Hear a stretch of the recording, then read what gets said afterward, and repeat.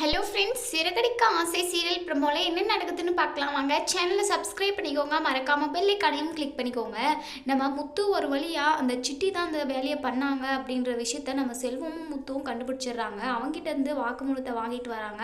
அதே சமயம் CCTV footage கேமராவும் எடுத்துகிட்டு வந்து நம்ம போலீஸ்கிட்ட காட்டி நம்ம முத்து காரையும் லைசன்ஸையும் மீட்டு கொண்டு வந்துடுறாரு.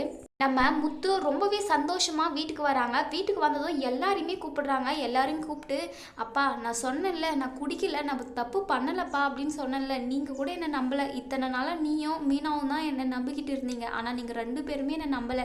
இப்போ நான் குடிக்கலன்னு சொல்லிட்டு நிரூபணம் ஆயிடுச்சு.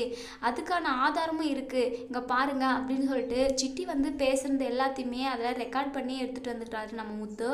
இங்கே பாருங்கப்பா, இவன் தான் எல்லாமே பண்ணியிருக்கிறான். என்கிட்ட இருக்கிற முன்விரோதத்தினால தான் இவன் இந்த மாதிரி ஒரு வீடியோவை எடிட் பண்ணி போட்டிருக்கான். அதுக்கான ஆதாரத்தையும் நான் போலீஸ்கிட்ட காட்டி என்னுடைய காரையும் மீட்டு கொண்டு வந்துட்டேன்பா. நீங்கள் யாரும் என்னை நம்பவே இல்லை அப்படின்னு சொல்லிட்டு நம்ம முத்து வந்து ரொம்பவே ஃபீல் பண்ணி அழுகுறப்ப தான் நம்ம அண்ணாமலை இருந்துட்டு, முத்து நீ குடிக்கூடாது அப்படின்றது தான் என்னுடைய நல்ல எண்ணம், நீ குடிச்சிட்டே அப்படின்ற ஒரு ஆதங்கத்தில் தான் நான் பேசினேன் அப்படின்னு சொல்லிட்டு நம்ம அண்ணாமலையும் முத்துவை கட்டி பிடிச்சிக்கிறாரு. சரிப்பா, இனிமே நீ யார் எது சொன்னாலையும் என்னை நம்பணும்.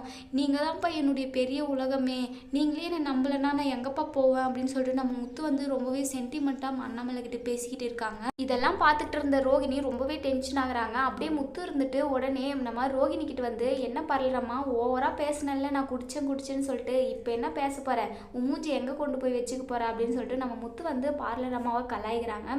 அதுக்கப்புறம் நம்ம விஜயா இருந்துட்டு ரொம்பவே காண்டாகிறாங்க. இவனை இதே சாக்கு வச்சு இந்த வீட்டை விட்டு வெளியே துரத்திடலான்னு பார்த்தா இவன் போகிற மாதிரி தெரியலையே அப்படின்னு சொல்லிட்டு ரொம்பவே டென்ஷனாக இருக்கிறாங்க.